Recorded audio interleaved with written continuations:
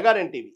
ప్రపంచంలో ఎక్కడ ఏ చిన్న అన్యాయం జరిగినా సోషల్ మీడియాలో పోస్టులు పెట్టే మన సెలబ్రిటీలు మేధావులు ఇప్పుడు ఎక్కడికి పోయారు?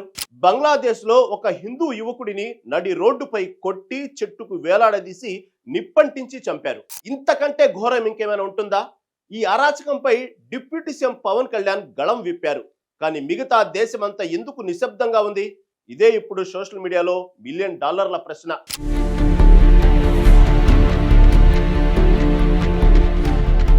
నిన్న మొన్నటి దాకా వేరే దేశాల్లో యుద్ధాలు జరుగుతుంటే మానవత్వం చచ్చిపోయింది అంటూ బాలీవుడ్ స్టార్స్ మన దగ్గరి సెలబ్రిటీలు ప్లక్కార్డులు పట్టుకున్నారు.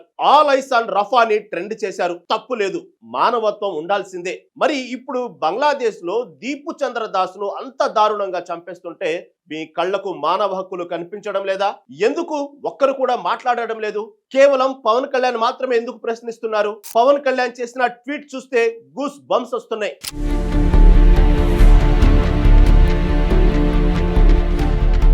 1971లో మన భారత సైనికులు 3900 మంది ప్రాణాలిస్తే బంగ్లాదేశ్ పుట్టింది. అప్పుడు మన రక్తం దారపోస్తే మీకు స్వేచ్ఛ వచ్చింది. ఇప్పుడు అదే గడ్డపై అమాయకుల రక్తం పారుతోంది అని ఆయన నిలదీశారు.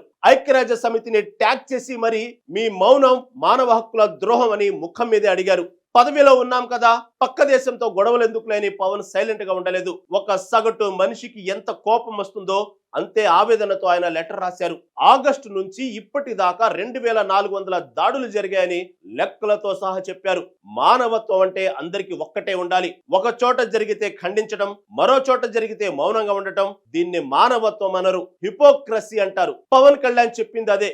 సెలెక్టివ్ గా స్పందిస్తే వాళ్ళు సెలబ్రిటీలు మాత్రమే అవుతారు. కష్టం ఎవరికి వచ్చినా నిలబడేవాడే నిజమైన లీడర్ అవుతాడు. పవన్ కళ్యాణ్ అదే నిరూపించారు.